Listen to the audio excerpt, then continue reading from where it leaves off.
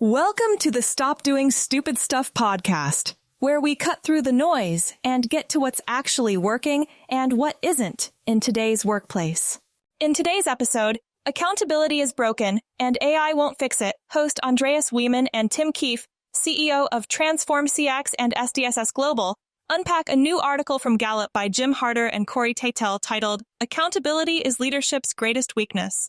The data is blunt. Across 7 core leadership competencies, accountability ranks dead last, and the gap between how executives see themselves and how their managers see them is staggering. Andreas and Tim dig into what that gap actually looks like on the ground.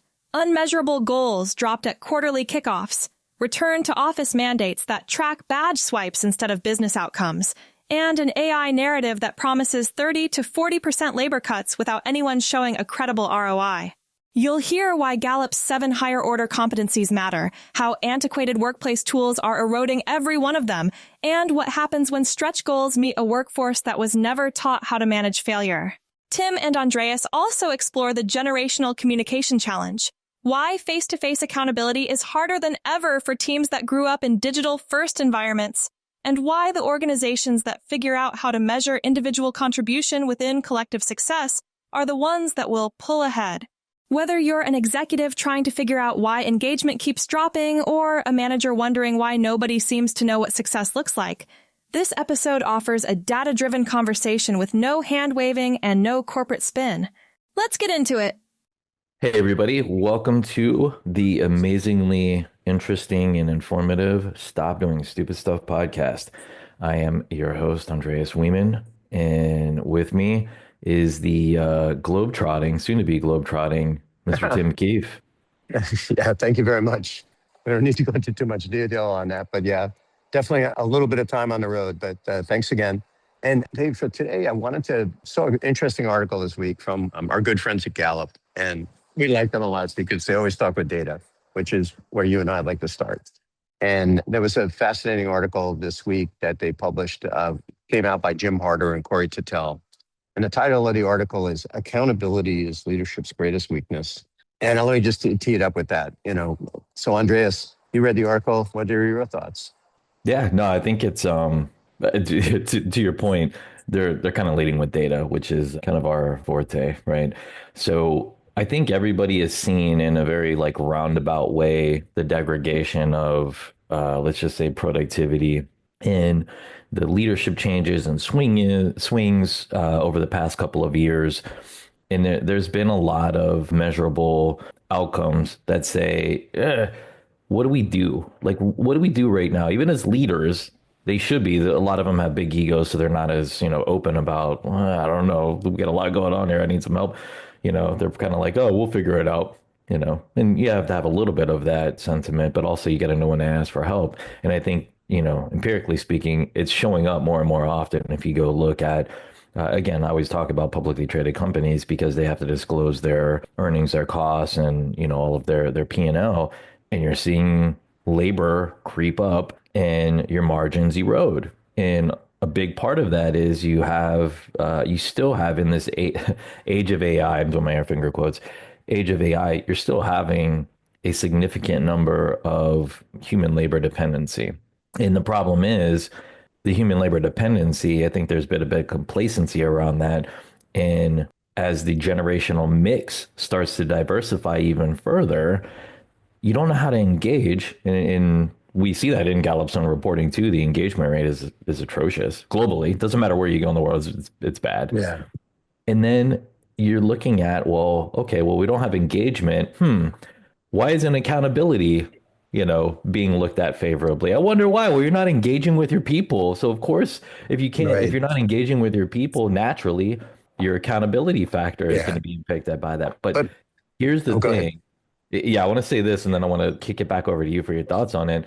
The interesting thing on the accountability factor, at least in this Gallup data here in this article, there's a chasm between the people in what the people think, managers are holding accountable versus what the managers feel they're holding accountable for, that they're held accountable for. There's a huge disparity in between there. And yeah, I agreed. I mean, 30% of managers believe that their executives are holding people accountable to exceptional results. That's the statement here. And 60+% of executives think 66% think they're doing a great job of, you know, holding people accountable to what they need to do. The challenge, I think, is what does that mean? I mean, I think a great example is, right now, a lot of organizations are kind of speaking out of both sides of their mouth. They're saying, hey, we need our people to do more with less. Kind of heard this before. And at the same time, by the way, your job is probably going to go away because we're either are or going to implement AI. We don't know what that means yet, what it means. We don't know how. We don't know how we're going to do it. But we're going to do it. And we're telling the street, or we're telling our board, or we're telling our investors that we're going to cut our labor costs by 30 or 40% because we're bringing in AI. Nobody talks about what the cost of AI. It's like as if AI is free, but it's not. But that's a whole different conversation that we've talked about many times, because I've yet to see an ROI analysis on these AI implementations. But set that aside and forget about AI for a second. I think just the ability to say, does my team know what I expect of them? Well, number one, is it in a way that is measurable and people can say, I know what I need to do. I know how to measure what I need to do to achieve that. And I know what success looks like, number one. Number two, am I sharing that in a way that the team can absorb, right? Like once a quarter town hall where we're all rah rah and everything's great. Hey, we're gonna double our sales projections for 2027, and everybody's like, yeah, rock and roll. And then people start asking, but wait a minute, you want us to double our quota or 30% increase in our quota? What are we doing differently? Whether it's new products, new services, campaign messaging, what are we doing to achieve that? And that's where I think there's another side of accountability, which is you just can't, go out there and throw out the unmeasurable goal.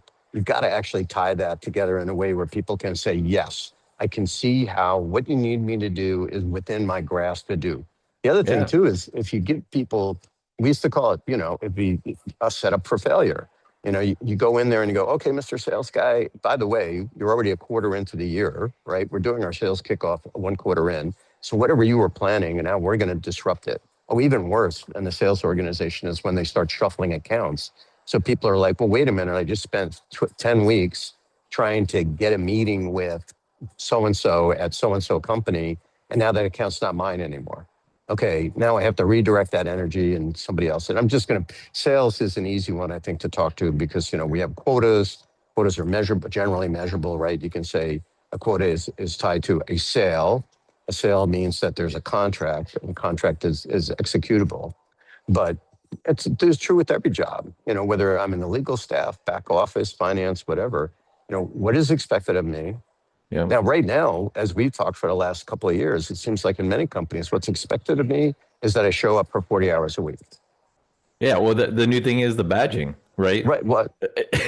Or that's successful. You badged it. All right, so, I could have been at home working, 8.5, 9 hours here, but instead now I had to commute in. I had to, and I successfully got in, but what am I doing? Oh, I'm doing virtual meetings that I could have been doing at home as well. That's super motivating for people, right? Well, but you're being held accountable, I guess, and the people obviously feel they're not being held accountable just by going into the office. It's the efforts that they're doing while they're in the office. I think that's where the part of the disparity.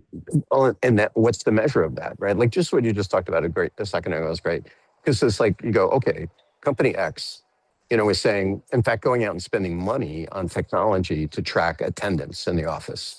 Right? We're not good enough with badges. We actually want to see that you're at your desk or that you're logged in and we're doing, and it's terrible, right? Like, oh, people now have tools that'll move my mouse for me to make it look like I'm logged in and, blah, blah, blah. Right. And you're like, okay, so this is like, it's kind of the cat and mouse, right? Oh, we talked about the AT&T a couple of months ago. They went out and they spent money to actually put in monitoring tools that actually are looking at how people are moving around the office.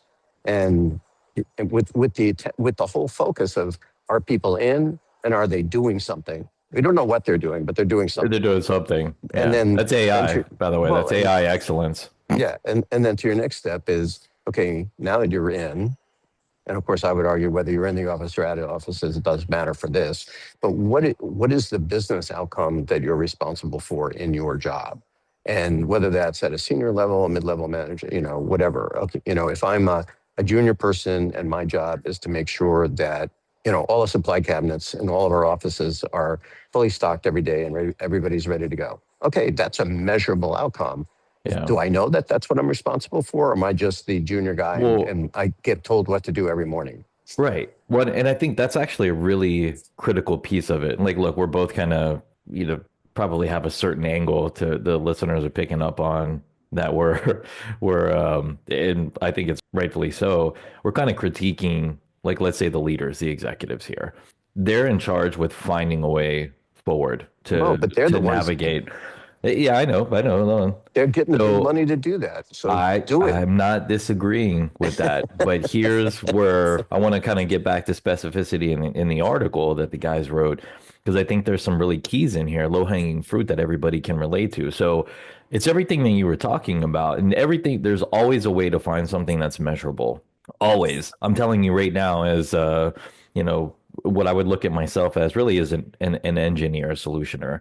I find ways to make things measurable so that way I can baseline and figure out how to improve them, incrementally improve them, realistically improve them.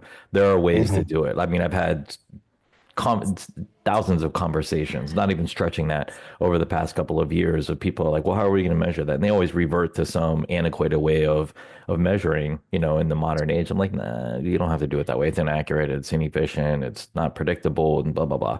There's ways to do it. And then when I have the conversation with them, it's like they know how to do it. They just don't have that light bulb moment that says, oh, yeah, that's right. Let's do it this way. But when you lead them to that and they feel like they've mutually arrived at that destination with you, or that they've mutually arrived, and not even mutually arrived, independently arrived. That's even better, by the way, as long as I don't stand up and try to take credit for pushing them to the destination, but they feel like they independently arrived, then that's a beautiful thing, because then the passion they have and the rigor around that is so much more intensive because it's theirs, right? Right. That's all part of the organizational psychology. Well, But here's what I want to get back to the article, because I think we're kind of going horizontally here. In the article, they've pointed out, and again with empirical data, what they call the 7 high order competencies that I think exemplify what you have just been talking about. When I was quiet for the last like 30 minutes and you were droning on these 7 things right here. So 1, build relationships. 2, develop people. 3, lead change, right? 4, inspire others. 5, think critically. 6, communicate clearly. And 7, create accountability. Now, all 7 of those things I think they're spot on.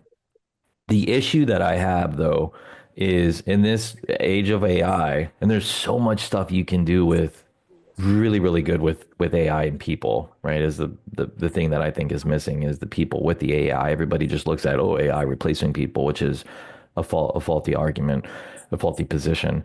But the tools that allow you to build relationships, develop people, lead change, inspire others, think critically, communicate clearly, and create accountability. The tools are terrible. They're antiquated, and people have gotten complacent to when those tools were first introduced and the relevancy and impact they had, and not changing since then, now relying on those tools and eroding all of those, 7 higher order competencies.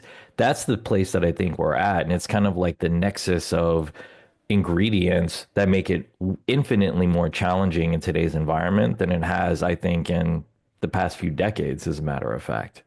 Oh, agreed. And pieces of that are tied even right back to some of the challenges we have, across, generational communication.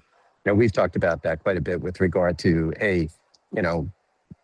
some people are very comfortable in face-to-face communication and being open and honest. And many, particularly, Gen Z, millennial, Gen Z, Gen A, absolutely are not good, with face-to-face communication and prefer online digital. And to the point where, very much so that in a face-to-face communication, I'll be like, I want to tell you what you want to hear. I don't want any conflict, right? Confrontational communication is very difficult, Yeah. because I've never learned how to have that conversation in a productive way. or to be criticized or to take criticism in a productive way. So how do I do, you think about build relationships as the first bullet here. You go, okay, how do you build relationships? I mean, this is a really interesting question, right? Think about it. And how many people have we met that really struggle with that, right? They come into an organization, especially larger organizations, and they're like, yeah, I'm the rock star. I just got hired. But for them to be effective, they've got to learn to work with their peers and to figure out, how they're going to bring other people onto, into their vision to be successful, whether I'm whatever level I'm at. And I think these are skills that people struggle with now. Even, things like how to walk into a room of people you don't know. And so I know it's sounds really old school, but being able to have small talk with people that opens up the conversation, a lot of people don't know how to do that. Right. And you can't even, most organizations, if you go in and talk to their HR leaders, you're like, how can you quantify this with your work staff of 10,000, right? How can you quantify this? Or your work staff of 50, how can you quantify it? Most of them have no idea. They have no idea. And that's where I think the tools kind of come in for the modern workplace of how can we give leaders data that allows them to then go act and really think critically. Because right now, I think the environment is way too variable. There's too many moving influences that impact business outcomes, organizational outcomes, right? And I think that everybody's heads are kind of just spinning. Some of them have the ego that's kind of shielding from that. But if you look at the measurables around them, it's happening in the organization. And so how do you figure out how to arm them with the information that's going to help them actually help themselves by helping their people, and look at it from an individual perspective, right? And then still roll that up to where the individual contribution is measured into the collective success. Right. That's kind of the key. It's always been one or the other. The individual in large organizations, it's really hard to do, frankly, because it's one person within a large organization. So they automatically default, and I'm not saying I agree with this, by the way, they automatically default to the collective outcome only. And then they baseline one static goal for everybody and hold everyone, quote unquote, accountable to that static goal without going in and looking at the fairness of that goal, the reachability of that goal, and then the person's attributes. Like, oh, well, they took our hiring test and they passed our hiring test, right? Which that's a whole nother podcast to deconstruct and try not to, go on a profanity-laced tirade on that. Well, just getting people to show up. I think whether they show up at home, they show up engaged, I think is really the big challenge that we're talking about. And that drives back to effective communication and goal setting.